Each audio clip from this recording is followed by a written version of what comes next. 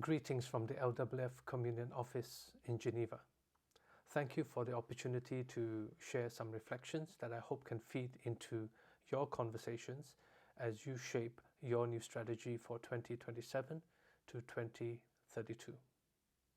The 2023 LWF Assembly in Krakow named our shared context clearly. It said, "We live in a divided world where bodies are hurting, rejected, excluded, and the earth suffers from environmental crisis." The war in Ukraine has left hundreds of thousands dead. We remember Ethiopia, Myanmar, Palestine, Sudan, Venezuela, places where violence claims lives and disrupts communities. The Krakow message already carried signals of what was coming. Now in 2026, we have moved beyond a divided world into a deeply wounded world, one that faces rupture rather than mere division, with wounds that are harder to heal the longer they are left unattended to. I will move through 4 reflections from the world to the communion, through some gaps I noticed, and toward mission. Together they form a single vision of what it means to witness hope that is deeply wounded and in need of healing. Reflection 1 is about reading the world we will inhabit. Now, strategic foresight practitioners use the framework of a tuna world: turbulent, uncertain, novel, and ambiguous. I find it useful to map onto the themes you have already named, and the connections can be direct and clarifying. Turbulence shows up in the insecurity felt by citizens. The wars in Ukraine, in the Middle East, and elsewhere are no longer distant realities. They are interconnected pressures on communities, on economies, and on the felt sense of safety or lack of safety in the world. Uncertainty feeds what you have named as the culture of death, where despair has flooded our collective heart and mind. When there's nothing to look forward to, the question of meaning of life becomes not just a theoretical notion, but is deeply urgent. Novelty arrives through technological change. It's so fast that politics, laws, and economics and ethics are constantly trying to catch up. The pace of artificial intelligence development is to the point where even its own developers are pressing the pause button to ask whether what they created is safe to release or not. And this itself is a signal that we as a church cannot ignore. And ambiguity floods both society and the church when it comes to multiculturalism, and in your case, you mentioned the declining parish membership. There are no quick fix answers, but with all of this acknowledged together, it can be an invitation to share our questions that rather than to just give simplistic solutions. The distinctive danger by 2032 is that despair and even death will become normalized politically, socially, and spiritually. And here's where the theological concepts that you've reached out for, hope, grace, and also inclusion, speak directly to this culture of death. Easter hope is about overcoming death. Even when we find ourselves living in what feels like Holy Saturday, full of paradox, full of presence and absence at the same time, full of unanswered questions. Holy Saturday may in fact be where most people live, most of the time. But what drives us and what orients us is the conviction that life and not death is the final word. Together we advocate for a resilient hope that refuses both naivete and despair. And I believe this is a distinct contribution Lutheran theology makes to this wounded world right now. And the public voice of the church is not only about naming what is wrong, but actually offering a vision and embodied example of what a world of hope looks like. My second reflection is about what the Global Communion offers the Evangelical Lutheran Church of Finland. The Global Lutheran Communion is not primarily a support network or even a community of solidarity. It's both, but it's more than that. It's a theological sign of what a human community can look like, both globally and locally. And the concept that inspires me is perichoresis, the mutual indwelling at the heart of the Trinity, the eternal conversation or dialogue, the dance between Father, Son, and Holy Spirit that theologians have described as the very life of God. Now, what I see in the 7 regions of the Lutheran World Federation is this same kind of movement reflected in human communities. Neither is it top-down nor just bottom-up, but genuinely mutual and responsible exchange of thought, spirituality, and witness. The perichoretic perspective for me is not about a one-directional shift of power from one center to another or many. It is rather a dance in which all partners are changed by that encounter. When African and Asian Lutheran churches shaped the LWF's theology of holistic mission in ways that changed the thinking of the whole communion or gave language to it, that was perichoresis at work. So even though Finland is not at the center, it is part of that dance. And that is good news. Now this has direct implications to the theme of multiculturalism that you have named as a challenge. The global communion has been living with majority and minority dynamics, multi-faith contexts, and deep cultural plurality for decades. In Africa, in Asia, in Latin America. Now Finland is, in a sense, arriving where the global communion has already lived in. Now that means there are resources, treasured wisdom, and promising practices that are available from within the communion itself.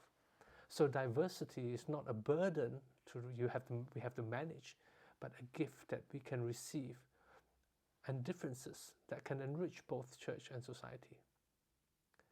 I read about the 3 vision options: the table of boundless grace, shared bread, and the harvest of hope. And there are some questions that come out for me. The table emphasizes connection and openness, but who is building the table? Not just who is sitting around it. The shared bread reminds us of diaconal and faith that is oriented towards others. But does it risk a posture where those with power offer charity rather than a genuine mutuality? The harvest is outward and even eschatological, but does it hold both human agency, what we can do, and divine interruption, where we welcome what God is doing? Now, there's a tendency that we may emphasize one over the others, but the key is how to hold all 3 together: the relational, the diaconal, the missional, into a single calling. And here I like to offer a gift from Malaysia. There's this story about the mouse deer that survives and outwits the bigger elephants who are powerful and often fighting each other. This small animal wins not through strength, but through wisdom, agility, and the refusal to be defined by powerlessness.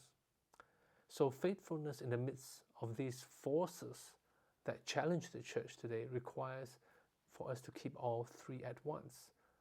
And this wisdom speaks to the challenges of membership in the parishes, where it looks like decline, may actually be an invitation to reimagine what the church's presence can look like in what you have called a church in a 24/7 world. My third reflection is just some thoughts on what might be missing. I'd like to name 4 gaps, honestly and briefly. The first is technology and artificial intelligence. Now here, technophobia is not the answer, and neither is uncritical adoption. What is needed is discernment, rooted in the image of God and the theology of our vocation. That we are created in God's image means we bring human discernment and agency to the world. This is irreducible human capacity for wisdom that no artificial intelligence can replace. In an increasing automated world, our Lutheran theology of vocation needs a fresh articulation of what we are called to be and do. And the deeper theological question underneath all of this is, what does it mean to be human when there's this temptation to surrender human judgment to machines that speak, reason, and generate answers almost like us? The second gap is climate and creation. Now, I was genuinely surprised not to find it more prominent in what I read in the brief. And the fact is that your church has made real contributions to even our LWF Climate Justice Task Force. And the Nordic churches have often led in this area. If those conversations are happening, I would encourage to make them more visible. And this is an area where Finland has genuine gifts to offer the whole communion. So I think its absence is a bit of a missed opportunity. The third gap is really about an intergenerational dynamics.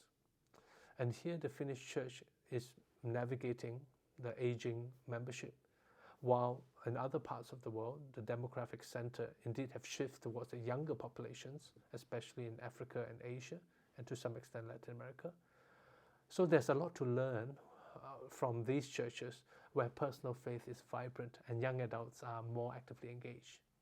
But I like to say that this is not just a youth question, but an intergenerational one. Because often the conversation is about young people being conducted without the older people present or the other way around. What is needed is not a youth strategy alongside a senior strategy, but really a shaping of the intergenerational imagination. And we are very much advocating and encouraging that. The fourth gap I will name just very briefly is the legal and structural realities. Whether it's the EU frameworks, European Union, whether it's the shifts in the United Nations, what about church law and governance nationally, all of these may form the context in which this strategy lives in, but they may not be named explicitly. But naming them explicitly and these limitations will kind of give us a kind of realism to keep that faithful action really grounded. I mean, I'm wondering what it might look like as the strategy moves towards 2032 and even further beyond. Now the fourth reflection is on mission, interfaith dialogue and evangelism with this eschatological horizon in mind. Holistic mission, as LWF has learned over the decades, over all these years, holds proclamation, diaconia and advocacy together, not as competing priorities, but as an inseparable dimension of a single witness. Mission here is grounded in what God has already done through Jesus Christ, so that change can happen in us and around us. God's grace comes first. And from that grace flows a mission towards a common world, our common home that we can engage together. When it comes to interfaith dialogue, we are moving beyond simply understanding one another or standing in solidarity with one another's pain. Both are important. The next horizon is how we can imagine futures together within this shared home. And that requires a kind of Lutheran confidence, not triumphalism, but an honest acknowledgement that comes from the theology of the cross. We can enter interfaith encounters knowing our brokenness, and that honesty becomes a genuine bridge to one another. Because God shows no partiality, and the preaching of the gospel of peace means that we can sit at the table with people of other faiths, not despite of our differences, but also through our convictions. As Finland becomes more multicultural and multi-faith, there's much to learn from Lutherans who have navigated themselves as Christian minorities within religiously diverse contexts for generations, where interfaith engagement, like from where I come from, is not a new challenge but an everyday reality. Now, on evangelism, we cannot surrender the proclamation of the gospel to only a narrow stream of Christianity. There are many voices offering false security and even deepening fear. Our proclamation is the invitation to the table, to the sharing of this bread, to the hope of this harvest, a gospel of healing and hope that is willing to confront evil, to name death for what it is, and to insist on life. Now, the book of Revelation is a letter to 7 churches, each one named, each one known for its faithfulness and its failures. Each of these churches were entrusted with a charge, with a call to witness in their particular place and time where they lived. In a sense, Finland receives this message too, and the global church receives it together. None of us receive it alone. We receive the full message and revelation from God.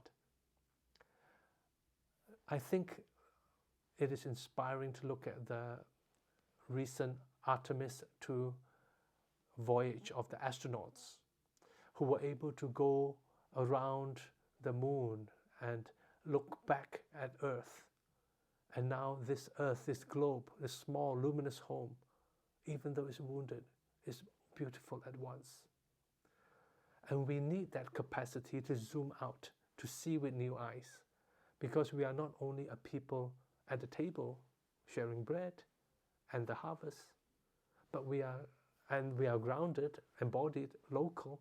This is what this image brings to us. A strategy challenges us also to reflect on being a people of the horizon, of holding this new heaven and new earth in our vision, where God will dwell among us. And that's the witness of the Evangelical Lutheran Church of Finland. That's the calling that you have. And that's also the calling for the global communion, ready to walk this journey of witnessing hope together.